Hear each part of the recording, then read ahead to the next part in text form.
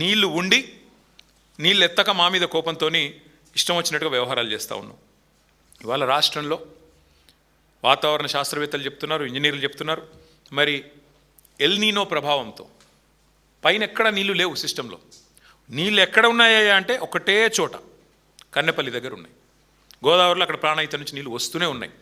ఇది అక్టోబర్ వరకు కొనసాగుతుంది. ముఖ్యమంత్రి గారు వర్షాలు వచ్చే సూచన లేవని చెప్తా ఉన్నారు వచ్చే వారం రోజులు.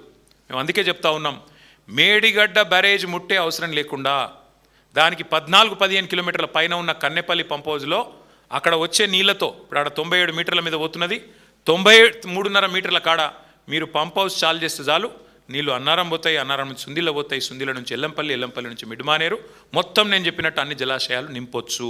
ఇది రాష్ట్ర రైతులు గ్రహించాలి. ఇది కాలం తెచ్చిన కరువు కాదు, ఇది కాంగ్రెస్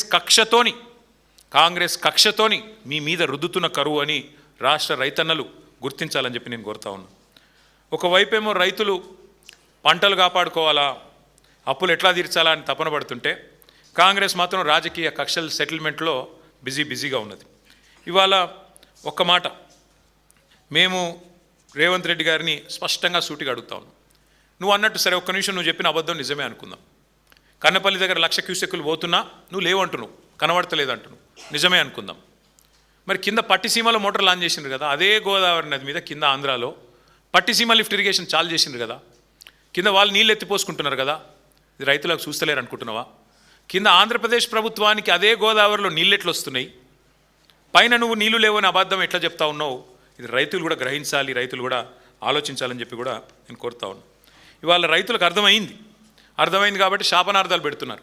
ఈ ప్రభుత్వం దుర్మార్గమైన ప్రభుత్వం, కక్ష తీర్చుకుంటున్నది. 31 నెలలు అయింది అధికారంలోకి వచ్చి. ఒక రైతు గొప్పగా చెప్పినాడు, ఒక రైతన్న, నేను చూసిన వీడియో, అది ఎంత గొప్పగా చెప్పిండంటే, అవునయా కేసీఆర్ గంత పెద్ద ప్రాజెక్ట్ 4 నెలల్లో కట్టిండు, మీరు 4 దశాబ్దాలు శ్రీరామ్ సాగర్ కట్టిరు, 5 దశాబ్దాలు కట్టిరు, కానీ కేసీఆర్ అంతకంటే పెద్ద ప్రాజెక్టు 4 నెలల్లో కట్టిండు. కట్టినాక ఏదో చిన్న ప్రాబ్లం వచ్చింది, వస్తే నీకు సదరొస్తలేదా? ఆడ సిమెంట్ లేదా, సుతారీలు లేరా, నీకు ఇంజనీర్లు లేరా అని చెప్పి నిలదీసిండు ఒక సామాన్య రైతు. అది తట్టుకోలేక ఫ్రస్ట్రేషన్లో ఉన్నాడు రేవంత్ రెడ్డి గారు. దిక్కుమాలిన డైలాగులు కొడుతున్నాడు. ఆయన మాట్లాడుతుంటే నిజంగా నాకు నవ్వాలో ఏడవాలో అర్థం కాలేదు. మొన్న ప్రెస్ మీట్ పెట్టి పక్కన మంత్రులందరినీ కూర్చోబెట్టుకొని తన అజ్ఞాన ప్రదర్శన చేసిండు.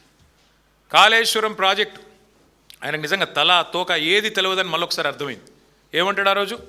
వరద నీటిని ఎత్తిపోయడానికే కదా కాళేశ్వరం అని మాట్లాడుతున్నాడు. రేవంత్ రెడ్డి గారు, మీకు మళ్ళొకసారి చెప్తున్నా, దయచేసి వినండి, విని తెలుసుకోండి.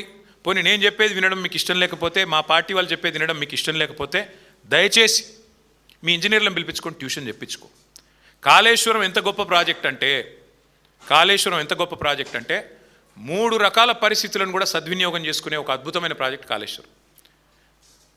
ఎక్సెస్ రెయిన్ఫాల్ ఉంటే, నార్మల్ కంటే అధిక వర్షపాతం నమోదైతే, ఫ్లడ్ వస్తే శ్రీరామ్ సాగర్ నుంచే ఫ్లడ్ ఫ్లో కెనాల్ ద్వారా డైరెక్ట్గా మిడ్మానేరుకు వస్తాయి నీళ్లు. మిడ్మానేరు నుంచి గోదావరి నీళ్లను పైకి లిఫ్ట్ చేసుకోవచ్చు. సస్యశ్యామలంగా రాష్ట్రం మొత్తం ఉంటుంది. ఇది ఒక తరీకా. రెండో తరీకా ఏంది? ఎక్సెస్ రెయిన్ఫాల్ కాకుండా నార్మల్ రెయిన్ఫాల్ ఉంటే, సాధారణ వర్షపాతం ఉంటే మీకు ఎస్ఆర్ఎస్పి నుండి కాకతీయ కాలువ ద్వారా ఇంకా కిందికి కడెం నుంచి కిందికి ఎల్లంపల్లికి నీళ్ళు వస్తాయి, అక్కడి నుంచి నీళ్ళు ఎత్తిపోసుకోవచ్చు. ఒకవేళ ఈ రోజున్న పరిస్థితి ఉండి కరువు వచ్చి, ఎల్నీలో లాంటి పరిస్థితులు వచ్చి, వర్షపాతం లేని పరిస్థితిలో ఉంటే, అప్పుడు కూడా ఎక్కడ నీళ్లుంటాయని దేవులాడి దుర్బిని పట్టుకొని వ్యాప్కోస్ లాంటి సంస్థ కప్పచెప్పి దేవులాడి వెతుకులాడి పట్టుకున్న పాయింట్ కాళేశ్వరం. ఆ కాళేశ్వరం పాయింట్లో కన్నెపల్లి పంప్ హౌస్ దగ్గర ఎంత వరస్ట్ సిచ్యువేషన్లో కూడా ఇవాళ కూడా 9 టీఎంసీల నీళ్లు కిందికి పోతున్నాయి. 9 టీఎంసీలు అంటే మీ అంచనా కోసం చెప్తున్నా, 9 హుస్సేన్ సాగర్లతో సమానం. గన్ని నీళ్ళు ఉత్తా కిందికి పోతున్నాయి రోజు, ఎవ్రీడే. ఇది అక్టోబర్ దాకా పారుతూనే ఉంటాయి. రేవంత్ రెడ్డి గారు, దయచేసి మా మీద కక్ష ఉంటే కేసులు పెట్టు, మా మీద కక్ష ఉంటే మమ్మల్ని బూతులు తిట్టు, మా మీద కక్ష ఉంటే ఇంకా రోత మాటలు మాట్లాడు, మాకేం పర్వాలేదు, అలవాటైపోయింది.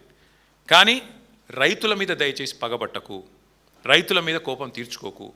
కాళేశ్వరాన్ని బదనాం చేయాలి, కాళేశ్వరం కూలేశ్వరం అని చెప్పి పనికిమాలిన కూతలు కుయ్యాలి అని చెప్పి వాగే పిచ్చివాగుడిలో దయచేసి రైతులు, రాష్ట్రంలోని లక్షలాది మంది రైతుల వారి నోట్లలో మట్టి కొట్టకు. ఇది నా ప్రార్థన.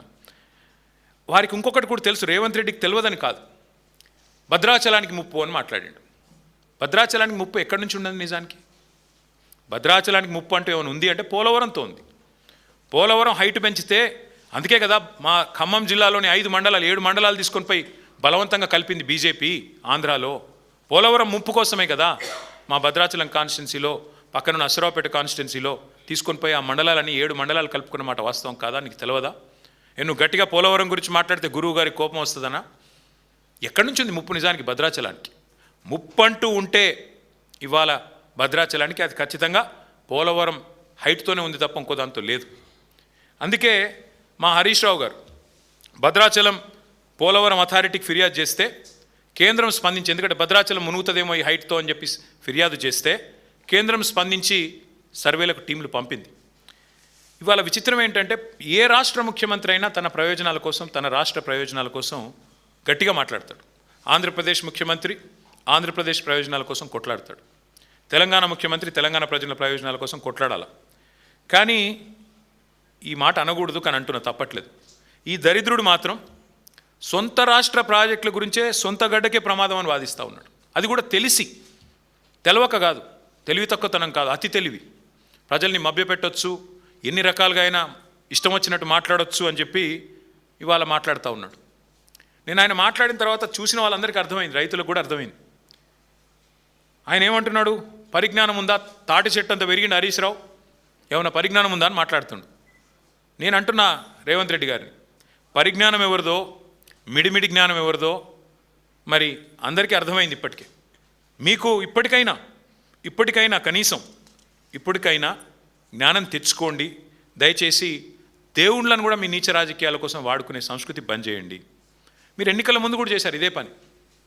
పార్లమెంట్ ఎన్నికల